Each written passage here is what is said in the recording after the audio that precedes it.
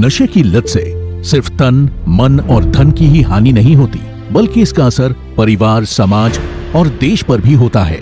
नशे के व्यापार से होने वाली काली कमाई से देश विरोधी ताकतें और मजबूत होती है। कि नारकोटिक्स ट्रेड को anti social elements, anti national elements यानी असामाजिक तत्वों द्वारा नियंत्रित किया जाता है, जो राष्ट्र की शांति और सद्भावना को नष्ट करने पर तुले हैं। नशे के चंगुल में फंसे युवाओं को निकालने के लिए प्रधानमंत्री नरेंद्र मोदी ने नशा मुक्त भारत का आह्वान किया है।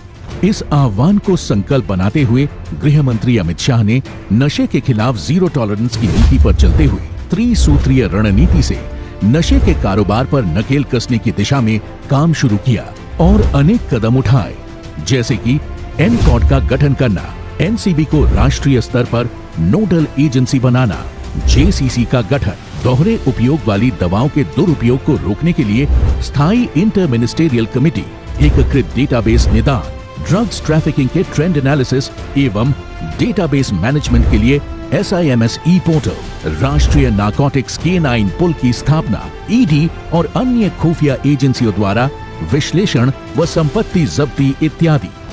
जो ड्रग के कारोबारी है, जो व्यापारी है, इसके सामने रूथलेस अप्रोच के साथ कड़ी से कड़ी कार्रवाई करते हुए हमने नहीं रुकना चाहिए।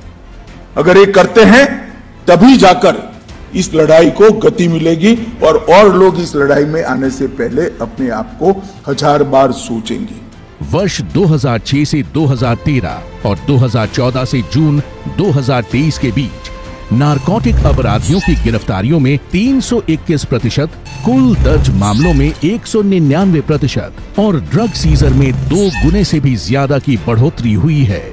इसी नीति के तहत दूरस्थ पहाड़ी क्षेत्रों में अफीम और गांजे की अवैध खेती पर रोकथाम के लिए ड्रोन, सैटेलाइट और अन्य आधुनिक तकनीकों का इस्तेमाल कर एरिया मैपिंग के निर्देश दिए गए हैं। अवैध खेती की पहचान के लिए एनसीबी बिसाग एन की सहायता से वेब पोर्टल और मोबाइल ऐप भी विकसित कर रहा है। वर्ष 2020 से 2023 के बीच एनसीबी व अन्य एजेंसियों ने 35,592 एकड़ अफीम और 82,691 एकड़ गांजे की खेती को नष्ट किया है। पकड़े गए ड्रग्स का दोबारा उपयोग में आना भी एक बड़ी समस्या थी। इसका समाधान करते हुए गृह मंत्री अमित शाह ने इन मादक पदार्थों को नष्ट करने के लिए एक विशेष अभियान शुरू किया। इस अभियान के तहत आजादी की 75वीं वर्षगांठ के उपलक्ष्य पर 75 दिनों के दौरान 75,000 किलो मादक पदार्थों को नष्ट करने का लक्ष्य को सफलतापूर्वक पूरा किया गया। इतना ही नहीं, लक्ष्य से आगे बढ़ते हुए 12,512 करोड़ रुपए के 12,19,399 किलो जब्त ड्रग्स को नष्ट किया जा चुका है। गृह मंत्री अमित शाह की उपस्थिति में विभिन्न कार्यक्रमों के दौरान देश भर में जब्त ड्रग्स को नष्ट किया गया, जैसे बेंगलुरु कार्यक्रम में 9,298 किलो, चंडीगढ़ में 31,000 किलो, गांधीनगर में 12,438 किलो, गुवाहाटी में 40,000 किलो और नई दिल्ली में 1,44,000 किलो ड्रग्स।